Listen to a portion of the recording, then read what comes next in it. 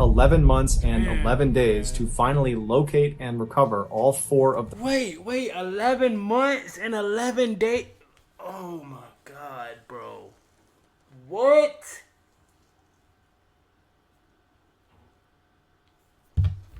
What?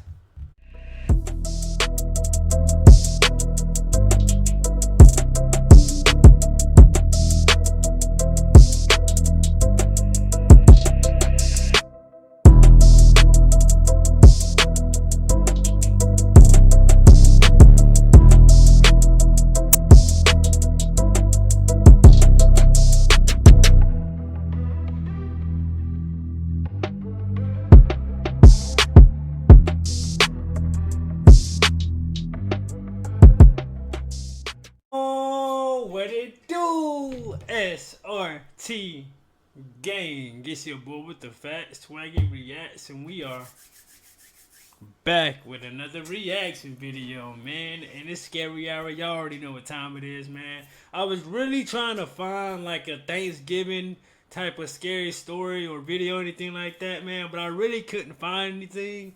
Like it was like from like 5-6 years ago, and I didn't want to give you guys nothing that was too old. So like we're gonna be reacting to this one, man. Like shouts out to Mr. Ballen, man. Like this is a video he recorded a couple months ago, so we're a little bit behind. But like, you know, like better late than never. You feel me? Like I'm like, well, the video we're gonna be checking out today is like, I'm like, this hole has killed 16 people. Like, share, comment, subscribe if you guys like, you know, scary stories or whatever, like scary videos and stuff like that, man. I drop one of these every night at 11 p.m. Let's get this video to 200 likes. I'm not even finna hold y'all up because I know you guys be excited when I do these Mr. Ballen videos anyway. You feel me? So, hey, man, let's get into it. Like, let's get it, gang. Let's get it. There is a small hole in the ground in Australia that has claimed the lives of at least 16 people. Today, I'm going to tell you what's inside of that hole. But before we get into today's story, if you're a fan of the strange, dark, and mysterious delivered in story format, then you've come to the right place because that's all we do, and we upload 3 or 4 times every week. So if that's of interest to you, please offer to take the like button out to a beautiful restaurant outside of town, and when they get out of the car, tell them you only said you were going to take them there, and then drive off. Also, please subscribe to our channel. Hey, that's some savage-ish right there, bro. That was straight savage, bro. But hey, before we get to the video, I'm not even saying in the beginning, I want to wish everyone a happy Thanksgiving. I hope everyone like gets to their destination safe. Like if you're traveling, you know what I'm saying? But if you're not, I just hope you guys have a safe like Thanksgiving and Black Friday shopping. Like if you're going, you know what I'm saying? And yeah, I just hope everyone is safe out there, you know what I'm saying? Let's get into it. But that's savage. So you drove up that's savage. Or tell them you only said you were going to take them there and then drive off. Also, please subscribe to our channel and turn on all notifications so you don't miss any of our weekly uploads. All right, let's get into today's story.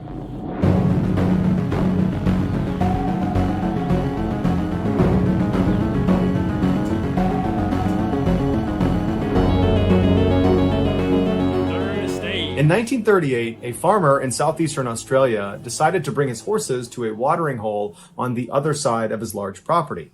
As he was leading the horses across this big, wide open field, one of his horses suddenly just collapsed to the ground. The farmer ran over to see what was going on, but as soon as he got over to it, the horse had stood back up again and seemed totally unhurt. The farmer was puzzled because he had no idea why the horse fell in the first place, and so he looked down to see if maybe it tripped on something, and he saw on the ground right beneath the horse was this small hole. And so he moved his horse out of the way, and then when he came back to look at this thing, he saw it was only maybe a foot across, but when he peered down into it, he saw it was very deep. And so he got down on his hands and knees to get a closer look, and when his eyes adjusted, he could not believe what he was seeing. 10 or 15 feet below the surface was this huge pool of clear water.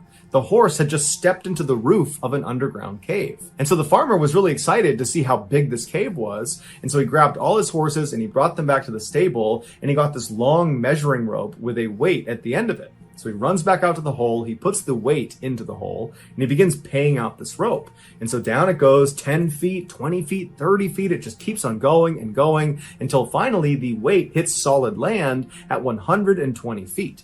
And so the farmer is like, wow, this is a huge cave.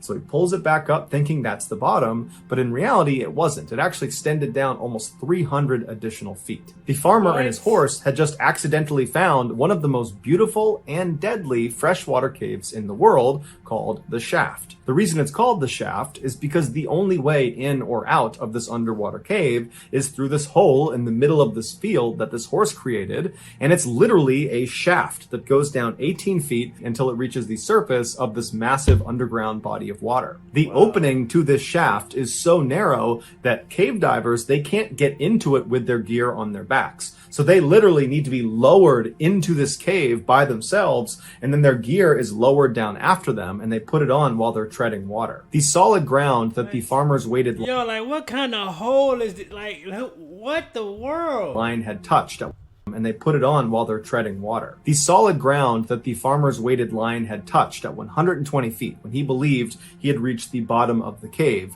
what he had actually touched was the top of something called the rock pile.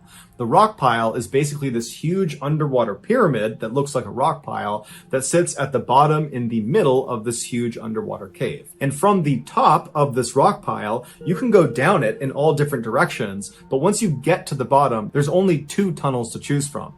There's one that goes west, basically down at an angle that dead ends at 260 feet. And then on the other side of this underwater pyramid is the eastern tunnel, and that's much more treacherous. It goes down at a more steep angle to 400 feet. The few elite divers that have explored the deepest recesses of this cave say there are three distinct stages to it. Stage 1 is from the surface down to 120 feet, the top of the rock pile. During this stage, the diver swims unobstructed in beautiful clear water with sunlight poking through the hole. It's a very easy section of the cave. And there's a safety line that's anchored from the surface straight down to the top of the rock pile. So you have something to hold on to as you go down and back up. Stage 2 is where things get a bit dicey. Stage 2 begins at the top of the rock pile and extends down all the way to the bottom of the westerly tunnel at 260 feet where it dead ends, or down to the 200-foot mark of the easterly tunnel where you come to something called the drop-off ledge. And it's quite literally a ledge in the middle of this tunnel where beyond it there's a fairly steep drop-off, and it leads down to an area that's so treacherous it's got its own stage. Starting with stage 2... Wait, bro. God damn. But, bro, can y'all imagine how, oh my lord, how steep and dark it is possibly down there, bro, and we haven't even got to the third stage yet, and it, ooh, man. Down to an area that's so treacherous it's got its own stage. Starting with stage 2 and then with stage 3, there is no safety line to guide you in the direction you need to go. So you're on your own as soon as you reach the top of the rock pile. And so you make your way down any direction you want down the rock pile until you reach either of these tunnels, and as soon as you go into them, you immediately start to lose visibility because the sunlight cannot penetrate all the way into these tunnels. And so the diver becomes increasingly reliant on their flashlight. As such, they have to be very careful as they navigate down stage 2 to not bump into the walls, because doing so will knock the limestone silt off of the walls. It will create a cloud of it in their face. It will blind them. It's like being in fog where a flashlight can't push through it. And so the diver has... Like, that's why, like, I mean, these divers, bro, again, bro, like, they are very, very, very, very brave, bro, because they, like, me, nah, I ain't doing it. But it's just like, bro, like, some of these guys, man, like, risk their lives, like, just to see what's down here. And it's always good to know, bro, because I really feel like in these seas and, like, in these waters, bro, it's a whole nother world down there, bro. It goes so deep down in the oceans and shit, bro. I'm telling you, you'll find some crazy shit, bro. I promise you. It will blind them. It's like being in fog where a flashlight can't push through it. And so the diver has to either wait for the silt to clear, which could take a very long time, or they have to swim blind. Also, anyone entering stage 2 and stage 3, they can't breathe regular air out of their tanks. There's too much nitrogen in regular air. The deeper you dive, the more nitrogen your body will absorb, and if you have too much nitrogen in your system, it can give you something called nitrogen narcosis, which is like being really drunk. And in extreme cases, people have been known to take their mouthpiece out and inhale water, believing they're on the surface, or they'll confuse the direction up with the direction down, and to get to the surface, they will swim straight down until it's too late and they can't get back up again. And so divers that are going to be in stage 2 or stage 3 of this cave will breathe a special mix of gases that are low in nitrogen. The final stage of the shaft, stage 3, is just from the 200-foot mark of the easterly cave, so that drop-off ledge, all the way down to the bottom at 400 feet. This stage is unbelievably dangerous. As soon as you drop off that ledge, all the sunlight goes away. It is pitch black, and the tunnel narrows considerably and stays incredibly narrow.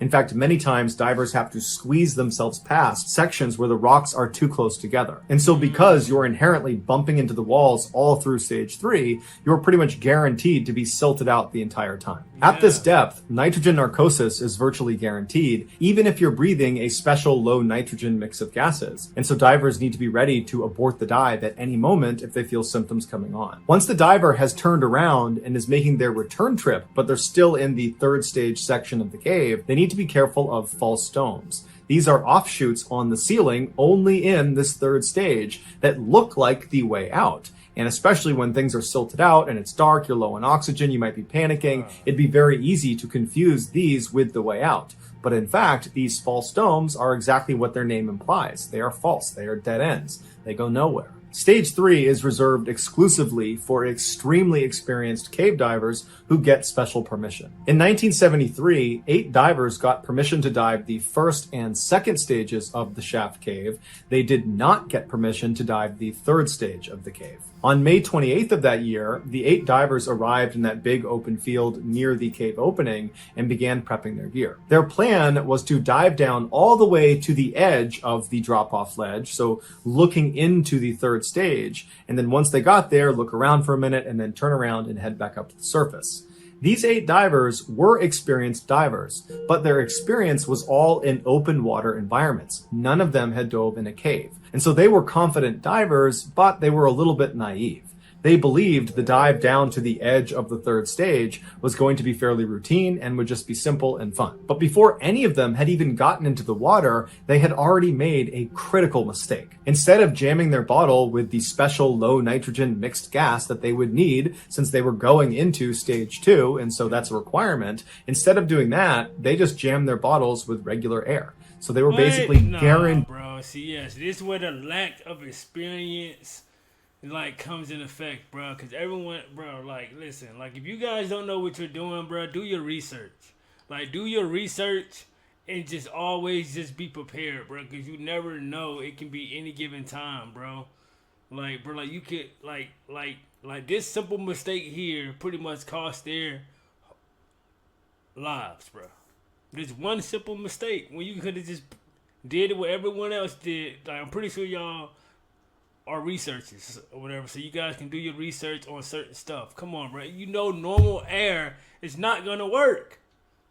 But let's continue. Instead of doing that, they just jammed their bottles with regular air. So they were basically guaranteeing that they would get nitrogen narcosis. But once they had all their gear prepped, they made their way over to the entrance to the shaft, and one by one they were lowered down into the water and their gear would follow. And then once all of them were all jocked up, they grabbed the safety line and they began their descent. It only took about 2 minutes to get down to the top of the rock pile, and there they spent about 5 minutes taking pictures of each other before heading down the eastern tunnel. 3 of the divers were siblings, Glenn, Stephen, and Christine, who were 25, 22, and 19 respectively. And Glenn remembers after they made their way all the way down the eastern tunnel and they reached the drop-off ledge, he remembers seeing his sister, his brother, and all the other divers. Everyone seemed just fine. Everyone's just looking over this ledge. They're taking turns, kind of peering down into this black abyss that is stage 3. And then after 5 minutes or so, Glenn looked at his gauge and he saw his air was getting fairly low. Not emergency situation, but it was time to leave, and everybody else had the same amount of air as he did, and so everybody else was running low on air. And so Glenn was about to grab his sister, who was several feet right in front of him. She was still looking over the ledge down into stage 3, but when he reached out to grab her, she and all the other divers just suddenly jumped forward and dove straight down into the abyss out of sight. They dove into the stage 3 section. This was not something that Glenn was tracking anybody doing. This was not something anyone said they were going to do. This This was not part of the dive. This was very dangerous, and they weren't allowed to go down there. And so Glenn immediately swam down after them to try to grab his sister and stop her, or grab his brother, or grab any of them. But as soon as he went over that ledge, he saw it was totally pitch black, and it was completely silted out from all these divers suddenly launching over the edge. And so Glenn knows he's not going to find them in the silt. It's also very dangerous for him alone to just dive down there. And so he figures, you know what? I'm sure they're fine. They probably planned this out, and they're just no. Obviously, they're not fine. Okay, whatever, brother. Let's continue. Dive down there. And so he figures, you know what? I'm sure they're fine. They probably planned this out, and they're just going to go down a little ways and they'll come back up again. And so I'll just go to the rock pile and wait for them. And so Glenn turns around and he goes up back over the drop off ledge. He makes his way to the rock pile and he just sits there facing the eastern tunnel, waiting for his brother, his sister, and the other divers to come back out again. But they don't. And finally, his air gauge gets so low that he literally has to go to the surface. And he's thinking to himself, if my air is this low, what are they doing down there? 24-year-old Larry Reynolds was one of the divers that went with Glenn's sister and brother and the other two divers into this forbidden third stage section of the cave. Although he doesn't say this, it sounded like he and the others just wanted to go a little ways into this off-limit section, check it out, and then turn around and go back to the surface. And so Larry would say, as soon as they went over the ledge and they're in this third stage, it went completely pitch black and the tunnel immediately constricted dramatically. And so as they're going down this very tight and pitch black tunnel, they reach a section that's so tight, they're down on their stomachs, literally pulling themselves through. And so after a few minutes of the group forcing themselves into this unbelievably dangerous place, it's like they all collectively realized this is a terrible idea. We need to turn back. And so as they all began... But it's too late. It's too late. Like, you're too deep. Like, down in stage 4. Stage 3. Like, bro, it's over for y'all. The second that y'all even cross that threshold. Come on, man. But again, like, this where the lack of experience, like, come in effect. And, like, just them having regular air and stuff. No, bro. Come on, man. Collectively realized this is a terrible idea. We need to turn back. And so as they all began turning around, they realized their return trip just back up to the drop-off ledge, which was only maybe 25 feet, was completely silted out. And so Larry is in the back of this return trip line, and right in front of him is Christine. And so as soon as they all make their way into the silt, the only thing Larry can see with his flashlight is Christine's fins. And so he's staying right up on her and keeping his light on that fin to make sure he's going in the right direction. And so after only a few moments, Christine's fins just suddenly disappear. And so Larry's thinking, I don't know where she went, but I don't have enough time. I have almost no air. And so he just keeps on swimming, believing he's going the right way. And sure enough, he clears out of the silt and he goes up and back over the drop-off ledge, and he shines his light back up the eastern tunnel, back up towards the rock pile, expecting to see Christine and the other divers he was just with. But he's looking and there's no one there. There's no silt. It's totally clear. And there's not one diver in front of him. And so he looks at his gauge again and he's got a little bit of air, enough to maybe go down and make sure nobody is still down there. Because he's thinking, I don't think it's possible they could have swam all the way through this tunnel in this space of time. So he turns around, he goes back over the drop-off ledge, back into the silt, and as he's moving very slowly and cautiously, up ahead he sees flashlights moving around on the ceiling of the tunnel. And so he moves down towards this flashing light, and he realizes the light is coming from inside of a false dome right above him. And so he looks up, and he saw there was Christine and another man named Roberts, who was 28, frantically swimming around, shining their lights, looking for the way out, not realizing they're in this dead end. And so Larry was about to shine his light to get their attention when Larry's flashlight went out. And so now Larry is in complete darkness. He is completely silted out. He doesn't even know how much... What else can go wrong? Man, bro. Much air he has left because he can't shine the light on it. And so he's starting to panic. He starts banging on his flashlight, and finally the light comes back on. And when it does, he shines it straight up again to try to shine it towards Christine and Roberts, but he had drifted farther down the tunnel. And so by the time he shined his light, he wasn't underneath the false dome. But when he shined his light in the other direction, he saw he was at the very far end of where the group had gone. And so farther down into stage 3 was clear. There was no silt. And so he shined his light down into the stage 3 tunnel, and way down the tunnel, barely visible, he sees there is one diver with his flashlight out swimming the wrong direction down into oblivion. His name was John, he was 20 years old, and he almost certainly had nitrogen narcosis. For Larry sure. knew he could not save him, and so Larry turned around and went back into the silt, back up in the direction of the rock pile, touching the ceiling, looking for that entrance into the false dome to try to help Christine and Roberts. But he's not finding it, and he's looking at his air gauge, and it's getting critically low, and he knows if he doesn't go soon, he's going to die. And so at some point, after not finding the entrance to this false dome, he decides he just has to go out and save himself. And so he manages to get out of the silt. He goes up and over the drop-off ledge. He gets to the rock pile. He grabs the safety line and he fins himself up to the surface. And when he gets to the surface, he looks around and there's only 3 other divers up there, one of which is Glenn. And Glenn, he looks visibly panicked and he yells to Larry, "Hey, have you seen my brother and my sister? Have you seen the others? Are they coming up after you?" And Larry looks at him and just shakes his head. He didn't know what to say. He knew they were gone. But for Glenn, this was his baby brother, his baby sister. He had to go back down. And so with the little bit of air he had left, he put his mouthpiece in, he turned around and he dove straight down as fast as he could, staring towards the opening of the eastern tunnel, praying that his family members, that his friends are going to come out of there. But as he's swimming down and he's running out of air, no one was coming out of that tunnel. And so finally, when his air was basically empty, he had to turn around. And on that return trip back to the surface, he realized his siblings and his 2 friends were gone. It would take 11 months and 11 days to finally locate and recover all 4 of them. Wait, 11 months and 11 days? Oh my God, bro. What?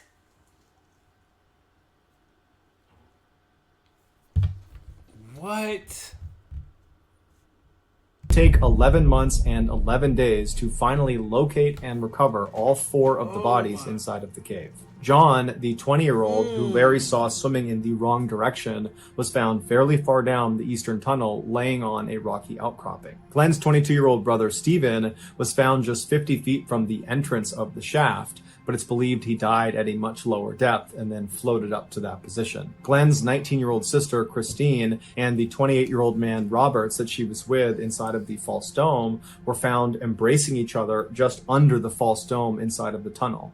Investigators believe when they were in there, they couldn't find the exit and then realized that they had so little air that even if they found the exit, they would not get out in time. And so knowing they were just minutes away from death, they abandoned looking for the exit and instead just embraced each other while they died. And then afterwards, they floated down and out of the false dome. After this tragedy, the shaft was permanently closed to all divers, but years later, they would reopen it. So that's going to do it, guys. Wow, if you bro. found the secret, Wow, bro.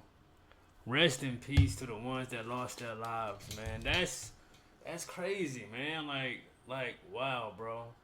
Mr. Nightmare has done it again, man. He normally don't never disappoint when it comes to these videos, man. Another into dope video, man. Let me know what you guys thought about this reaction, man. Oh, wow. Wow, bro. Like, That's why you always do your research before you do something crazy like this, man. Cause stuff like this, you can lose family members, friends, all that, man. Just with a simple mistake, man. Real talk, man. Like, share, comment, subscribe. Let's get this video to 200 likes, and I'm definitely gonna spin the block again. Happy Thanksgiving to everyone once again, gang. I love y'all, man. And SRT gang, I am out this thing, man. Let's get it.